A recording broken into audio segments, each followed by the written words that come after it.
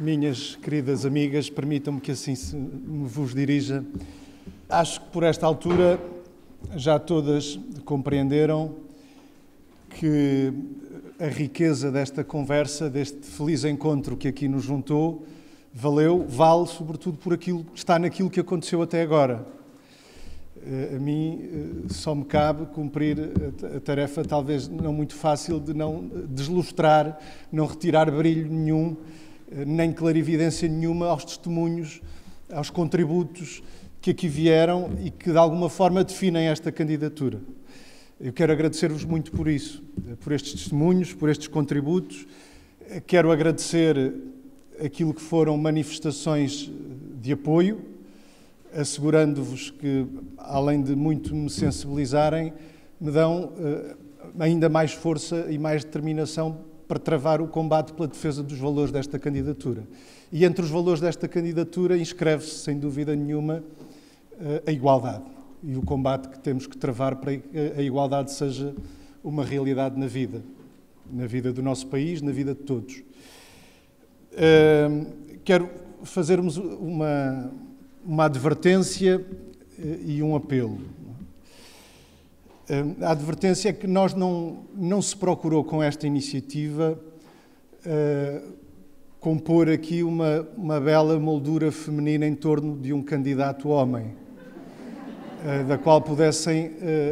resultar bonitos retratos para circular nas redes sociais, e não tenho dúvidas de que podem resultar e vão resultar daqui bonitos retratos. Mas eu tenho dito que esta, sendo uma candidatura a um órgão de soberania unipessoal, está muito longe de ser uma candidatura de um homem só. E eu acho que isso ficou aqui demonstrado hoje mais uma vez. Esta é uma candidatura de mulheres e homens juntos e iguais numa luta que estamos a travar também pela igualdade. Ou, como alguém lembrava, apontando aqui o lema que inscrevemos neste placar aqui atrás, a luta para abrirmos um horizonte de esperança na vida deste país. E esta é uma tarefa de mulheres e homens, e é uma tarefa que existe, que se concretize também a igualdade, porque ela é parte deste horizonte de esperança que queremos construir. E o apelo é que, esta foi a advertência, o apelo é que tomem parte nesta construção, que assumam esta vossa condição, de alguma forma, também de candidatas e de candidatos. Que sejamos todos esta candidatura e que façam dela parte dos vossos sonhos, dos vossos projetos, das vossas aspirações e das vossas lutas. Vieram aqui testemunhos de muitas lutas e eu acho que se alguma mensagem temos que levar daqui, nos dias e semanas que temos pela frente, é que temos que levar estas lutas até ao voto, para que, no dia 24 de janeiro, para que também estes sonhos e estes projetos possam ser uma realidade. Procurei, desde o momento da apresentação da candidatura, desde o momento em que ela foi anunciada, inscrever as questões dos direitos das mulheres como parte integrante. Houve aqui alguns testemunhos que se referiram a isso, a necessidade de não encarar isto de uma forma isolada e separada de tudo o resto. Isto é parte integrante dessa luta mais geral, pela concretização de direitos, de aspirações do povo português, mas, mais do que isso, procurei afirmar esta candidatura, ou a necessidade de concretização dos direitos das mulheres na lei e na vida, como uma condição de justiça, em primeiro lugar, para as mulheres, mas também como uma condição de progresso de todos, uma condição de progresso social da sociedade e de emancipação da própria sociedade. Pouco tempo depois da apresentação, poucos dias decorridos, a 6 de outubro, assinalámos ou recordámos o aniversário do nascimento da Maria Lamas, escritora, jornalista, resistente antifascista, lutadora pelos direitos das mulheres, que foi presidente do Conselho Nacional das Mulheres Portuguesas, que foi extinto nos anos 40 pela PIDE, um processo na sequência do qual ela decide escrever As Mulheres do Meu País, e E foi depois, presidente honorária do Movimento Democrático de Mulheres também, e ao recordar Maria Lamas, neste 6 de outubro, afirmei nessa altura, e cito: ao Presidente da República cabe seguir o exemplo de persistência, determinação e combatividade de Maria Lamas e de tantas mulheres anónimas que, como ela, nunca se conformaram nem desistiram do combate às desigualdades e às discriminações. E assim foi, depois de 6 de outubro, assim continuará a ser. Na 25 de novembro assinalei, numa declaração que fiz a propósito do Dia Internacional para a Eliminação da Violência sobre as Mulheres, uma data, disse na altura, dispensava discursos de circunstância, mas exigia um compromisso muito sério de combate e de prevenção de todas as formas de violência que hoje são exercidas sobre as mulheres. Também quis, ao longo deste percurso, conhecer mais de próximo a intervenção de organizações de mulheres. Foi o caso da Associação Ergt, da Associação Uninho, que acompanham de perto a realidade de mulheres vítimas de violência na prostituição. Contactei com a realidade de muitas mulheres trabalhadoras de norte a sul do país, diversas empresas, diversas áreas de atividade, com as ex-trabalhadoras da Triunfo, que tudo fizeram para ser ouvidas pelo atual Presidente da República e agora candidato, não tendo conseguido ser ouvidas, mas daí até às mulheres da Faurécia, em Bragança, às mulheres trabalhadoras da higiene e limpeza urbana de Faro,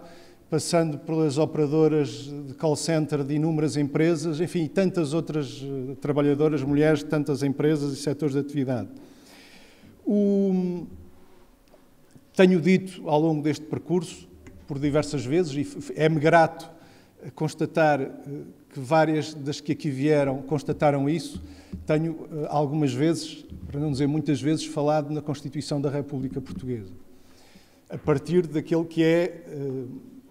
a responsabilidade maior de um Presidente da República, traduzida no juramento solene que faz no momento em que toma posse, de defender, cumprir e fazer cumprir a Constituição. E tenho dito que esse juramento não pode ser entendido como um mero formalismo, um procedimento burocrático que antecede a tomada efetiva de posse. Ele tem de ser levado a sério. E levar a sério este juramento implica reconhecer o que é um confronto crescente em Portugal entre, por um lado, uma Constituição avançada, progressista, das mais avançadas e progressistas, se tivermos em conta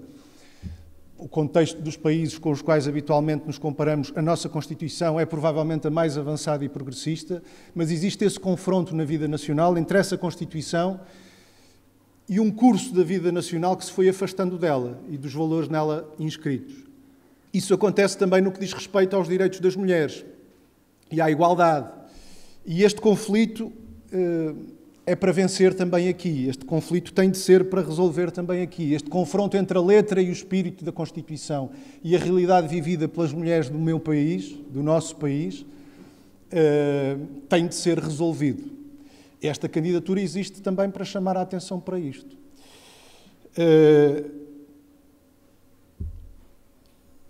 Para que isso aconteça, é fundamental, desde logo, que o Presidente da República, ou seja, para que ele leve a sério o juramento que faz, seja coerente na sua intervenção com o juramento de defender, cumprir e fazer cumprir a Constituição, ele tem, desde logo, que conhecer a realidade. E conhecer também a realidade das mulheres do nosso país. Ficaram aqui traços impressivos dessa realidade nos testemunhos e nos contributos que vocês aqui deram. A realidade das milhares de mulheres trabalhadoras vítimas da precariedade, do desemprego, dos baixos salários, dos horários desregulados, com o que isso significa de reprodução permanente. Tudo isto significa de reprodução permanente de desigualdades, de discriminações que impedem as mulheres de exercer direitos. Precariedade, desemprego, baixos salários, que são em Portugal, e houve vários testemunhos que o lembraram, realidades com rosto feminino. Tanto a precariedade como os baixos salários afetam sobretudo as mulheres, como também as baixas pensões e reformas, que são reflexo dos baixos salários enquanto trabalhadoras, são realidades com rosto feminino. Como o rosto feminino tem também toda a sorte de arbitrariedades exercidas por entidades patronais, realidades como do assédio ou do despedimento sem justa causa, por razões como algumas que aqui foram invocadas, por exemplo, as questões da maternidade. E esta é também, foi lembrado isso aqui, é uma realidade, ou são realidades que se tendem a agravar, que se agravaram no contexto que vivemos, neste contexto difícil, invulgar, esquisito, que entre muitas das coisas que trouxe, que nos está a trazer de mal, está também o agravar destas realidades. Enfim, dizia que o Presidente da República tem de conhecer a realidade, tem que conhecer a realidade nestas várias dimensões. A realidade das mulheres que, com as suas competências, os seus saberes, com o seu trabalho, contribuem para valorizar o papel da cultura, o papel da ciência, o papel do desporto, contribuem para,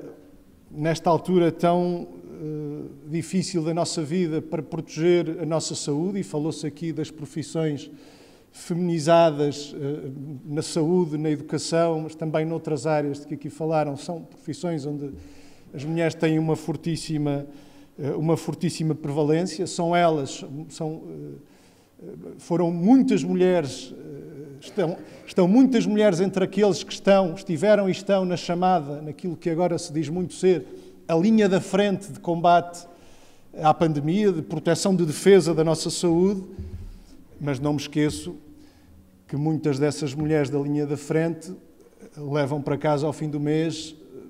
600 euros de salário. E é com isso que têm que fazer aquela ginástica toda que muitas de vós aqui conhecem bem, de esticar um salário que não chega para todas as despesas, para fazer face a todas as despesas delas e da família que não é possível fazer face. Isto acontece com as mulheres desta área, mas de muitas outras, também com aquelas que, por exemplo, nas escolas tomam conta das nossas crianças, ou com muitas daquelas que nas escolas tomam conta das nossas crianças, as assistentes operacionais, e que levam este mesmo salário para casa ao fim do mês. E não consigo deixar de pensar como terão recebido aquela intervenção pública do Presidente da República que há coisa de um ano, dizia que achava que 635 euros de salário mínimo nacional era coisa razoável.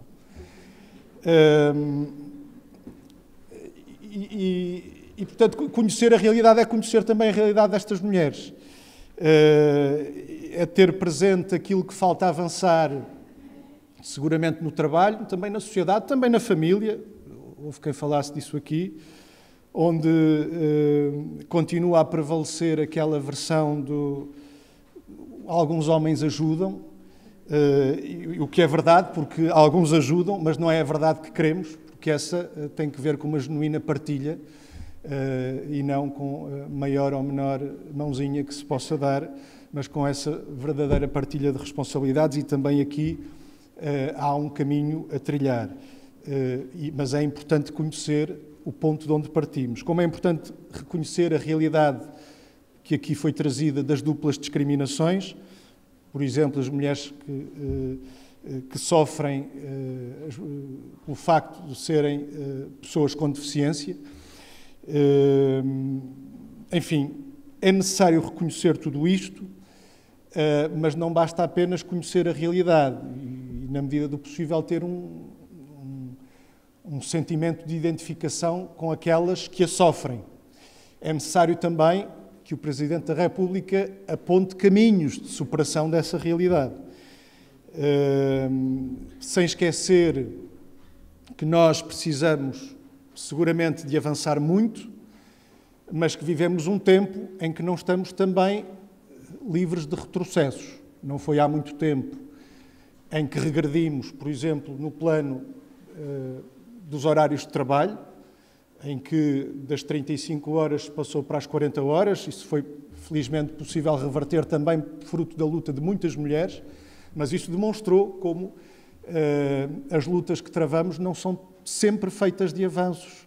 E às vezes é mesmo necessário também travar retrocessos, seja no que toca às questões dos horários de trabalho, não apenas à sua extensão, mas à sua desregulação, seja no que toca aos salários e pensões, alterações como aquelas que vimos serem feitas na lei, por exemplo, no que toca à interrupção voluntária da gravidez, e que felizmente foi possível também reverter algumas dessas alterações, mas isto chama-nos, relativas à segurança social também, houve quem falasse aqui da importância de defendermos a segurança social, e isto mostra-nos como nós precisamos de ter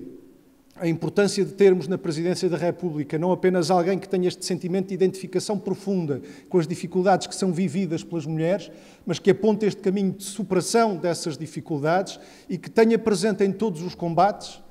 seja quando se trata de travar retrocessos, seja quando se tratar de impor avanços que são absolutamente necessários, que tenha presente o compromisso que resulta do tal juramento que ele faz no momento em que toma posse, defender, cumprir e fazer cumprir a Constituição. Alguém que leva a sério, um presidente que leva a sério este juramento, tem, no atual contexto da vida nacional, obrigatoriamente que ser um presidente que se bata pela valorização do trabalho e dos trabalhadores, porque também a Constituição aponta esse caminho. Tem que ser um presidente que não se esqueça que a Constituição atribui ao Estado como sua tarefa fundamental. A Constituição tem um artigo onde define as tarefas fundamentais do Estado. Não são muitas, um pouco mais de meia dúzia, são 8 para ser mais rigoroso. Uma delas é a de promover a igualdade entre homens e mulheres. Uma tarefa fundamental do Estado.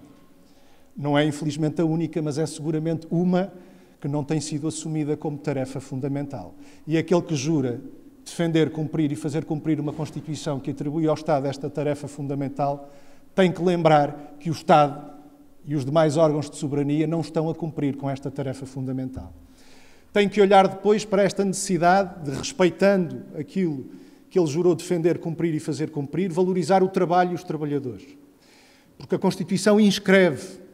esse sentido, esse objetivo de valorização do trabalho. Tem de olhar para a questão salarial e o tal salário mínimo nacional, que há quem ache razoável, está inscrito na Constituição ficou inscrita na Constituição a necessidade da sua valorização. Aliás, a Constituição foi aprovada não muito tempo depois de ter sido instituído o salário mínimo nacional e no momento em que ele permitiu arrancar da pobreza muitos milhares de trabalhadores, mulheres e homens, que, na altura, empobreciam a trabalhar, apesar de terem um trabalho, terem emprego, empobreciam a trabalhar. Ora, hoje o salário mínimo nacional tem o resultado oposto. Não impede, como impediu no momento em que ele foi criado, não impede hoje que muitos continuem a empobrecer, mesmo tendo um trabalho. E entre esses contam-se, como já disse, muitas mulheres. E, portanto, o Presidente da República tem que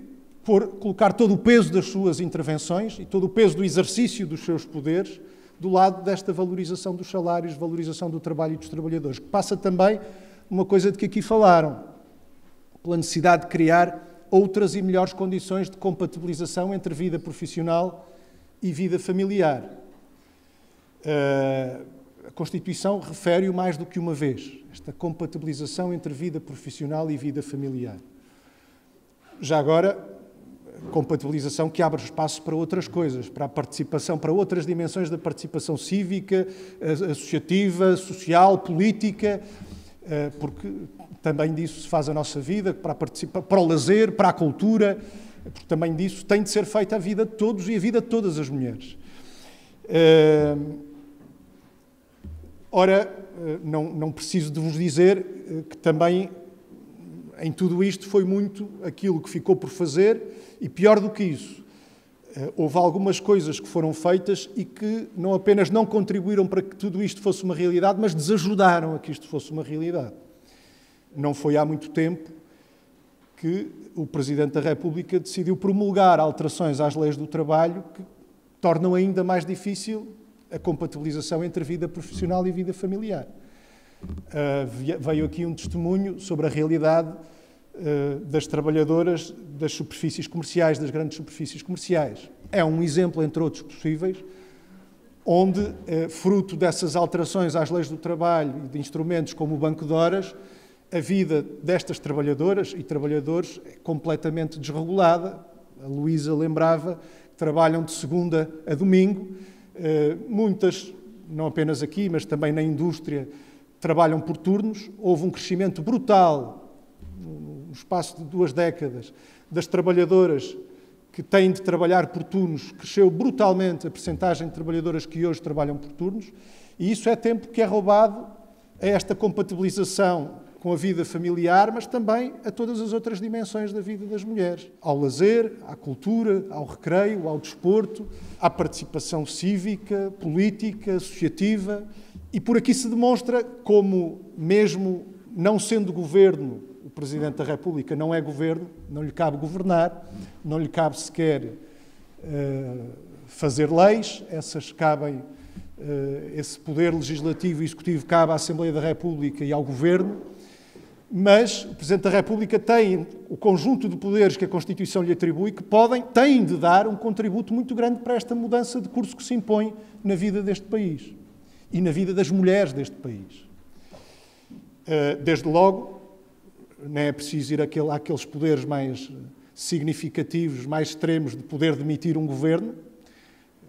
se entender que a sua ação vai contra a Constituição da República, o dissolver a Assembleia da República, convocar eleições,